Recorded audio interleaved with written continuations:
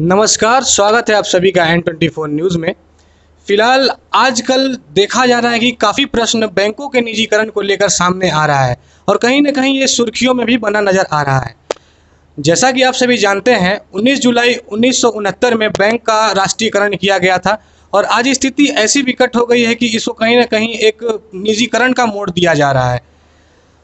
आने वाले 18 जुलाई को संसद में मानसून सत्र भी चालू होने वाला है।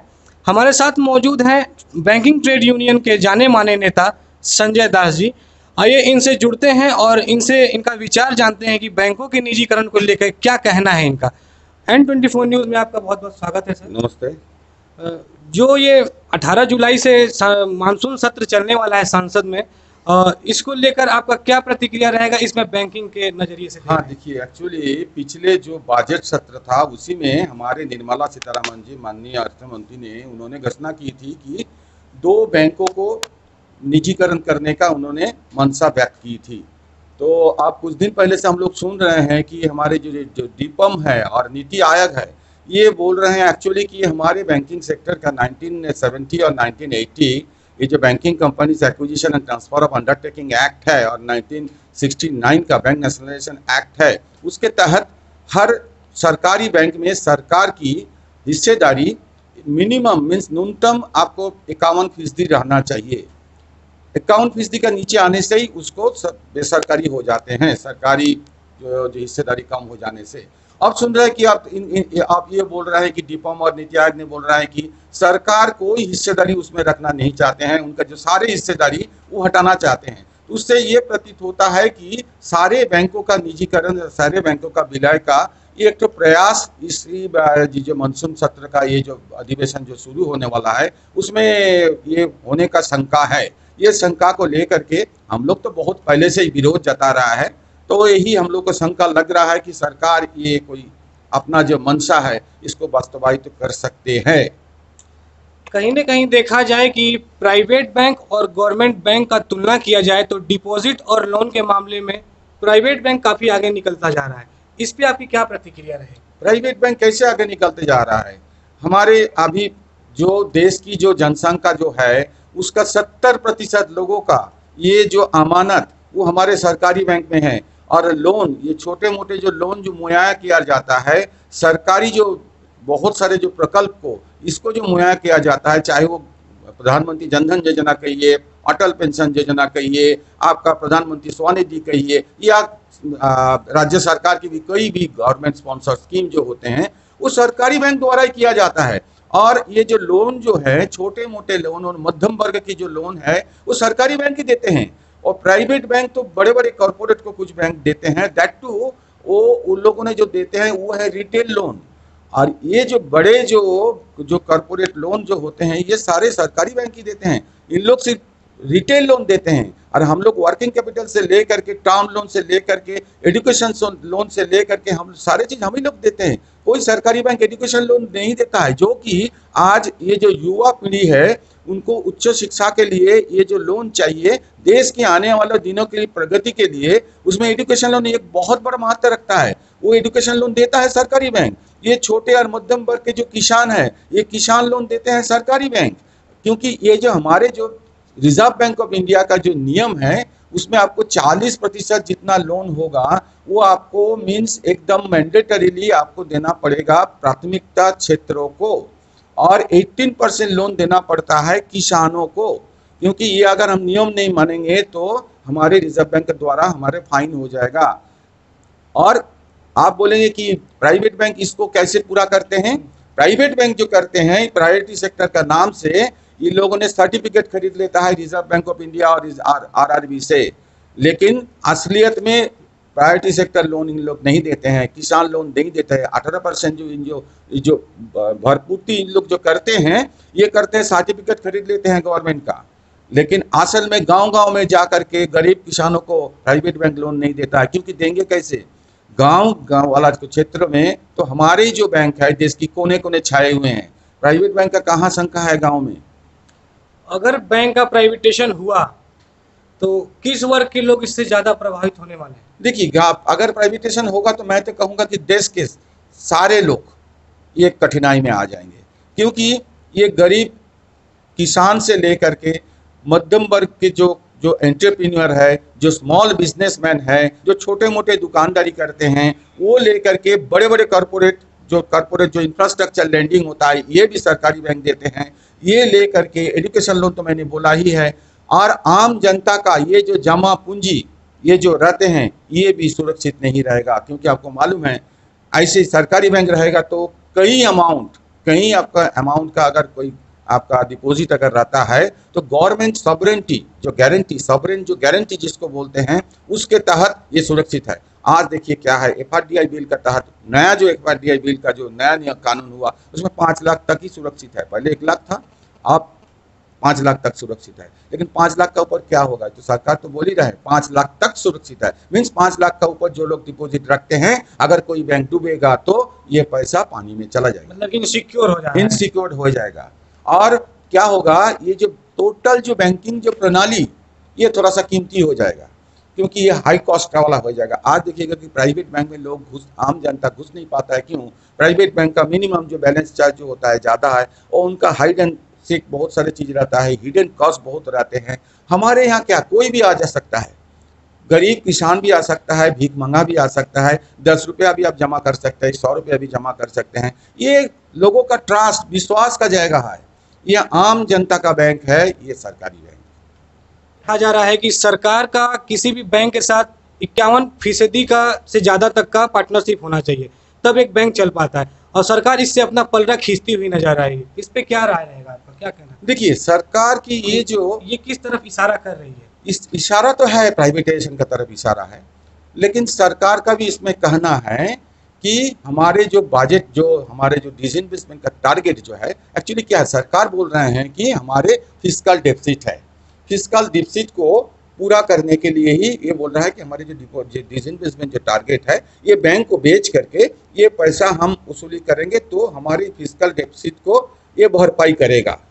लेकिन ये तो हमारे सवाल भी है इसमें, ये सारे बैंक इस बार जितना जो नेट प्रॉफिट किया है, आप जितना मीन्स आपका लक्ष्य मत रखे हैं आपका डिसइन्वेस्टमेंट का, उससे भी ज़्यादा है, क्योंकि आपने इस बार अपना लक्ष्य मत रखे हैं ये आपका डिसइन्वेस्टमेंट का वो है 65,000 करोड़, और सारे बैंक इस बार मिला के 66,500 करोड़ प्रॉफिट किया है। एक तो नंबर 1 हो गया है। नंबर 2 है, किसके लिए आपको ज़रूरत पड़ा ये जो डिसइन्वेस्टमेंट जो टारगेट है ये भरपाई करने के लिए, किसके लिए जो डिसइन्वेस्टमेंट आपका क्या कहते हैं आपका फिस्कल डेफिसिट क्यों हुआ?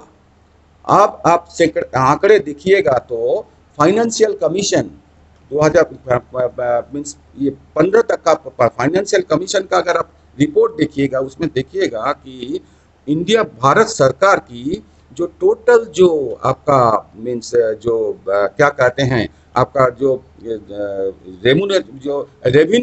Revenue to the GDP, total general revenue to the GDP ये 17% हो गया है, जो कि दुनिया में मीन्स G20 कंट्री में सेकेंड लोएस्ट है। ये क्यों है?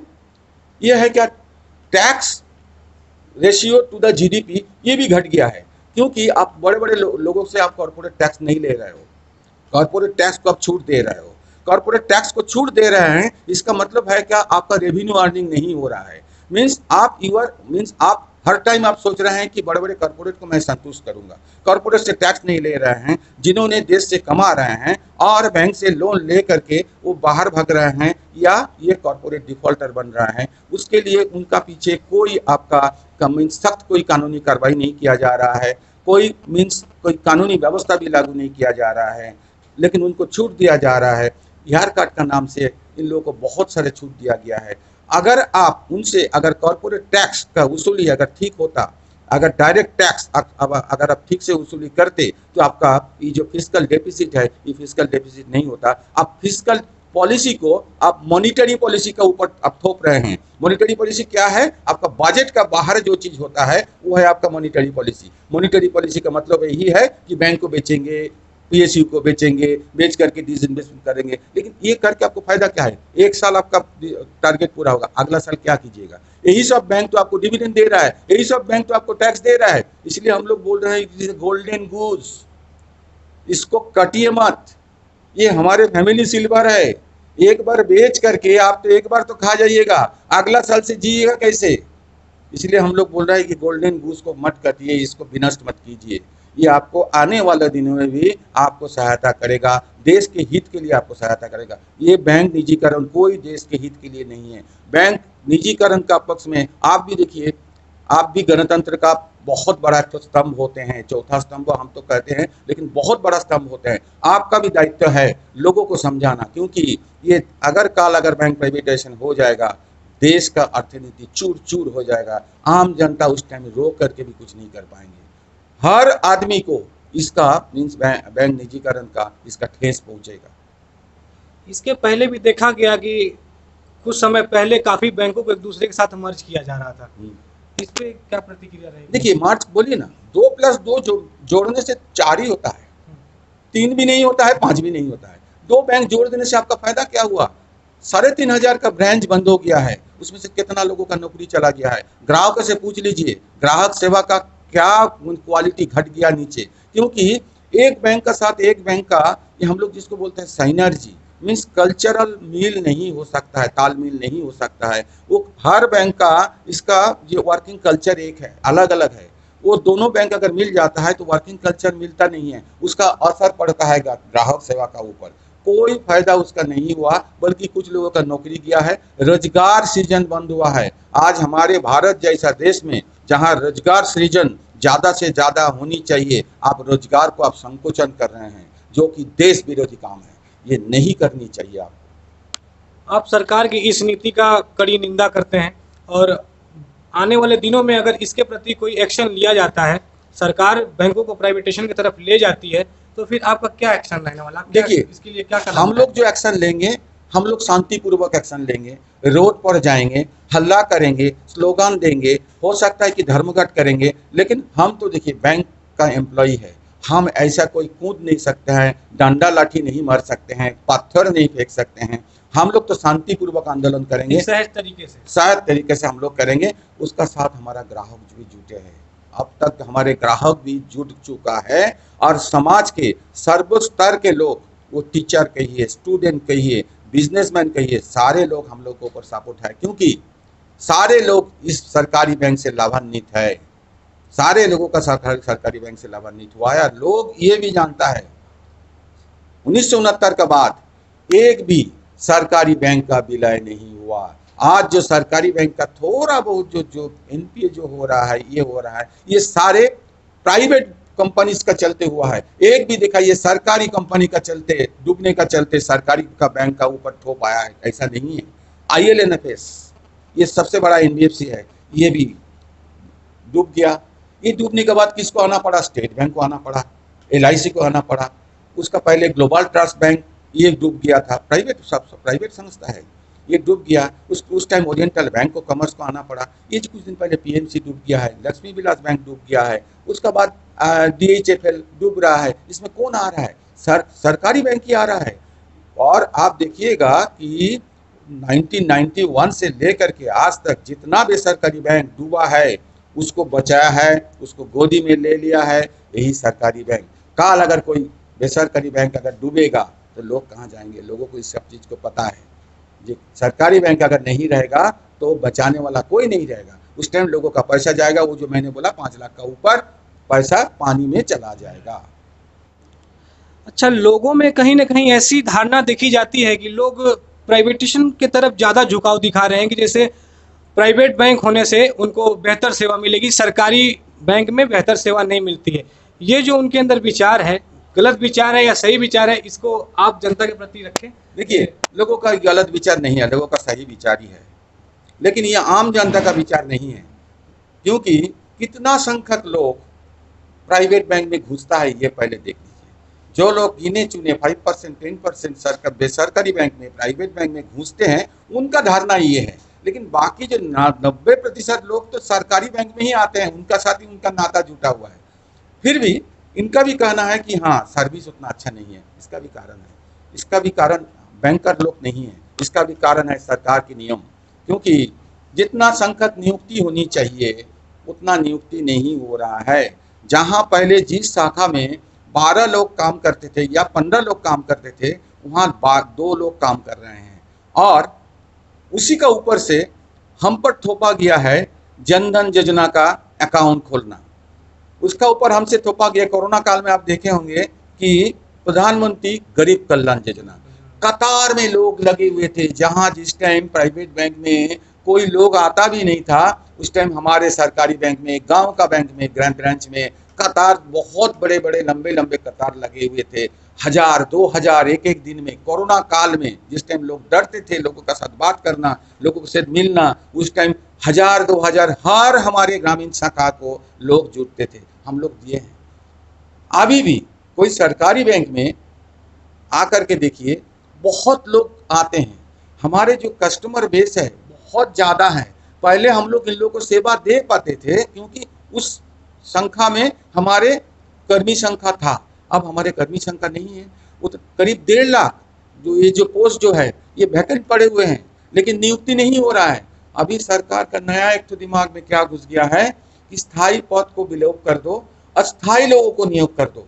अस्थायी लोगों को नियोग कर रहे हैं 2 साल या 3 साल के लिए। बैंकिंग सेवा ऐसा ही है ना, आपका अकाउंटेबिलिटी करके एक चीज होती है। आज अगर हम कोई गलत काम करेंगे तो हमको पनिशमेंट दिया जाता है। हम सोचते हैं कि हमको पुलिस पकड़ेगा या हमारे बैंक का जो नियम है उसका नियम का तहत मैं गलत जगह में मैं फंस जाऊंगा, इसलिए मैं कोई गलत काम नहीं कर सकते हैं। लेकिन 2 साल का 3 साल का कंट्रैक्चुअल जो लेबर होता है, पहला बात तो है क्या, उनका साथ ये बैंक का दिल के साथ दिल का नाता नहीं जुड़ेगा।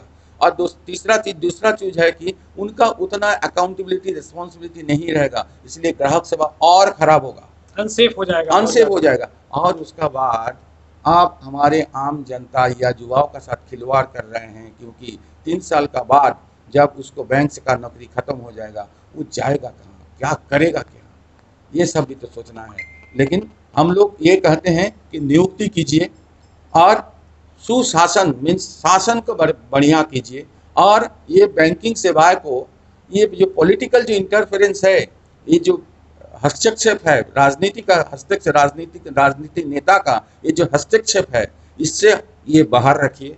क्योंकि ये पॉलिटिकल इंटरफेरेंस से हम लोग को बहुत सारे गलत लोन करना पड़ता है, जो कि लोन बैड होता है। हम जानते हुए भी खराब लोन करते हैं क्योंकि हमारे ऊपर दबाव है पॉलिटिकल लीडर का।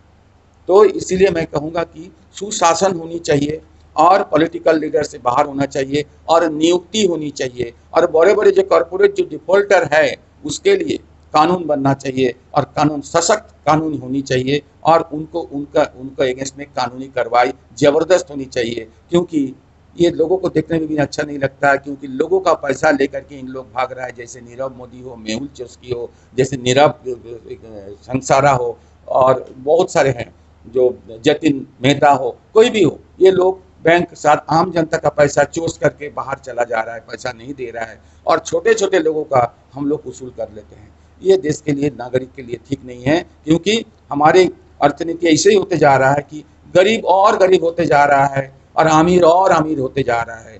और ये गरीब और अमीर का इसमें जो बीच में जो गैप जो होते जा रहा है, ये देश के लिए ठीक नहीं है। एनपीए का ग्रोथ होता नजर आ रहा है, ये ज़्यादा क्यों ऐसा? देखिए, इसका भी कारण है। अब 2008 का पहले आंकड़े देख लीजिए। 2008 का पहले सरकारी बैंक का एनपीए प्राइवेट बैंक का एनपीए से कम था। 2008 में ये जो ग्लोबल रिसेशन हुआ था, उसका चलते इंफ्रास्ट्रक्चर लेंडिंग सरकारी का बैंक का ऊपर थोपा गया था, जो कि लॉन्ग टर्म टेन्योर है इसका। और ये बहुत सारे मीन्स लॉन्ग टर्म जो लोन होते हैं ये ठप हुआ है। किसी जगह में ब्रिज नहीं बना, किसी जगह में रास्ता नहीं बना, पावर सेक्टर में थोड़ा सा लेट हुआ, इसलिए रिपेमेंट में इसका लेट हुआ, इसलिए बड़े बड़े कॉर्पोरेट लोन का ये हो गया, खराब हो गया है। और इसका साथ साथ ये लोन बैड हो गया है, जो कि सरकारी मीन्स बेसरकारी बैंक कोई ये सब लोन नहीं देता है। वो लोग सिक्योर्ड लोन देता है, सिक्योरिटी का साथ इन लोग लोन देते हैं। और दूसरा क्या, सरकार की नीति इसके लिए दायी है, क्योंकि सरकार की नीति यही है कि हम सरकार की काम करवाएंगे, सरकार की योजना को वास्तवायित करेंगे सरकारी बैंक द्वारा। क्योंकि सरकारी जो योजना के तहत जो हम जो लोन दे रहे हैं, उसमें हम उम्मीद नहीं कर सकते हैं कि 100% हम लोन रिकवरी होगा। जैसे मुद्रा लोन, ये देश हित के लिए है, गरीब जनता के लिए मैं दे रहा हूँ। प्रधानमंत्री गरीब कल्याण योजना, ये मैं देश हित के लिए दे रहा हूँ, ये मैं इसमें उम्मीद नहीं कर सकता हूँ 100% रिकवरी इसमें होगा। ये काम आप जब करवा रहे हैं, आप दूसरा तरफ बोल रहे हैं कि हमारे फिस्कल डेफिसिट है, इसीलिए हम लोग कैपिटल इन्फ्यूज नहीं करेंगे। ऐसा नहीं होनी चाहिए। आप एक तरफ हमसे नॉन प्रॉफिटेबल काम करा रहे हो, ये एनपीए होगा ही, और दूसरा तरफ आप बोल रहे हो कि हम कैपिटल इन्फ्यूज नहीं करेंगे। और जब हम वसूली करने के लिए जाते हैं, प्राइवेट बैंक का वसूली का सिस्टम देख लीजिए क्या कठिन सिस्टम है। हम जब वसूली करने के लिए जाते हैं, कुछ दिन पहले रिजर्व बैंक ऑफ इंडिया ने बोल दिया है कि वसूली करने का टाइम जा करके कोई मसलमैन या जा करके कोई हल्ला गुल्ला आप नहीं कर सकते हैं, कोई दबाव नहीं डाल सकते हैं, धीरे धीरे शांत में जा करके उससे पैसा मांगिएगा, देता है तो देता है, नहीं देता है तो नहीं देता है। तो ये सारे चीज़ तो हमारे हाथ में नहीं है। और अगर आप लेवल प्लेइंग फील्ड अगर आप देखिएगा तो उसके बावजूद सरकारी बैंक ने इतना सरकारी काम करते हुए भी, इतना अलाभदायक काम करते हुए भी जो परफॉर्मेंस दिखाया है, दैट इज सुपर। ये जनधन योजना का एक हफ्ता में 1,80,000 अकाउंट खुला था ये सरकारी बैंक, जिसको Guinness book of world record में नाम हो गया था। हमारे प्रधानमंत्री जी सारे विश्व में जाकर के बहुत उनको तालियां मिला था, लेकिन कौन किया? एक सरकारी बैंक ने किया था। एक हफ्ता में 1,80,000 अकाउंट खुलना कोई मामूली बात नहीं है, और इसमें कोई लाभ हम लोग को नहीं होता है। तो इसका बाद अगर आप बोलेंगे जिस सेवा अच्छा नहीं मिलता है तो हम कैसे सेवा देंगे? 1,80,000 रुपये 80,000 ग्राहकों का हम अकाउंट खोलेंगे एक हफ्ता में, और उसका बाद सबको हम अच्छा जैसे चाहे तो हम ग्राहक सेवा देंगे, और उसका ऊपर से 10 से हमको 2 बनाया गया है, 10 आदमी की जगह में हमको 2 बनाया गया है। कैसे आप उम्मीद कर सकते हैं? हर चीज तो एक साथ नहीं हो सकता है।